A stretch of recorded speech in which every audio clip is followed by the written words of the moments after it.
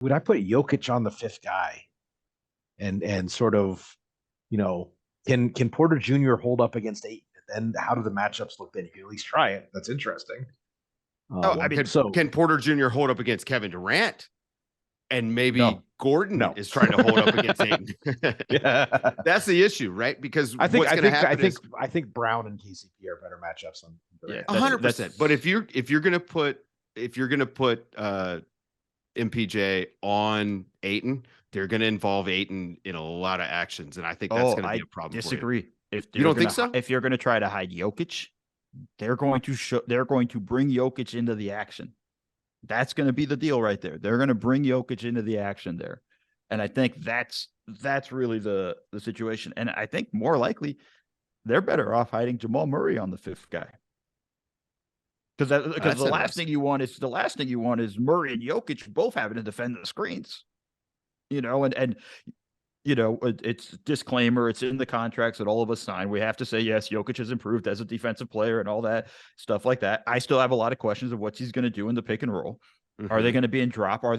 You're in drop. It's instant death against the Suns team in that KD and Booker getting to the mid range is going to be a problem. But I think are they going to be up higher? There's going to be there's a million questions. I cannot wait for game one to see where everybody starts, because I don't think that's how the series, where these guys start defensively, both teams, is how they end defensively that stuff. Like this is adjustment series time. This is time for Monty Williams and Michael Malone to earn their money. And Jokic, they like to have him come up and play high on those pick and rolls and send two to the ball. You can't do that against the Suns. You just can't. They have too much shot making. I mean, if that's what they're going to do, cool. Put KD in the pick and roll. Have him as the screener. Because then when the ball goes to him and it's a 4-on-3 and it's Kevin freaking Durant, good luck. There's challenges there. And then again, that's where you force it to the fifth guy. Can Torrey Craig hit shots? That's where those guys are going to be massive in that, because you're just going to basically not guard them. So what we're saying is that this series is going to be about the 8th or 9th best player, not the top 8. It's going to be like Torrey Craig goes 5 for 8 in 3 games. I think that those guys are going to determine almost which way the hill is sloping, and then from there, I don't think Torrey Craig and Bruce Brown are going to determine the series. I think it's going to determine that matchup is going to determine how big a lift Jokic or KD or Booker have to do to get their team over the top. So it's going to frame the series, not necessarily decide the series. All right, I want to swing back to something that Mo was talking about. The Suns could have the 2 best players in the series, right? Booker and Durant. How many more players do you go through? Couple, 3, and then you get to Ayton, CP. Do you worry about the Suns' depth at all? I mean, they had Kevin Durant and Devin Booker playing like 45 minutes a night. I mean, and that series, it was over in 5, but the Clippers didn't have, their high-end talent. I don't know if these guys can play 45 minutes a game for a 6 or 7 game series against the Nuggets. So I went and looked this up, and in actually the last 10 years, teams have had a couple big minute guys in the first round, and it doesn't seem like it's prevented them from going deep in the playoffs just on that. So I think that is a question mark, but I don't think it's as quite as these guys can't give you 45. I mean, these are 2 pretty monstrously well-conditioned guys at this point with whatever Devin Booker does from a preparation standpoint. And Kevin Durant has always been a guy you could just until you drop KD. I think it's not the depth that's the issue.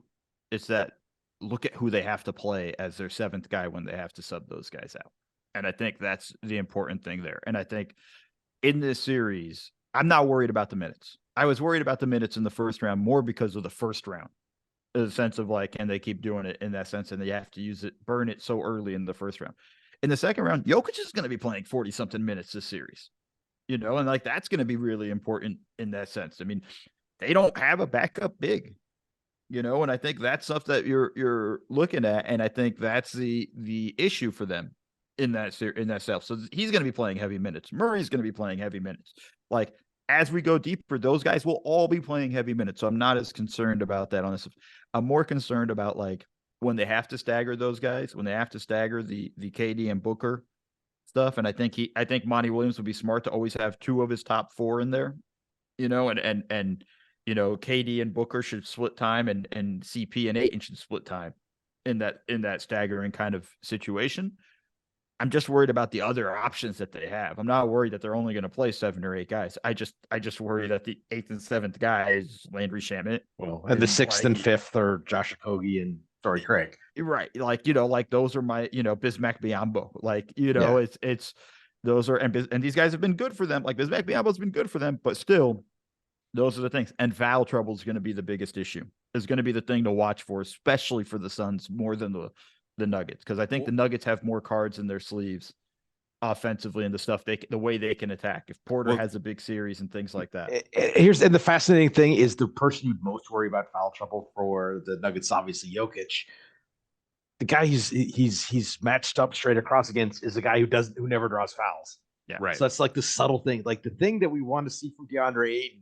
Like we talked earlier about the Bucks, about all these little things.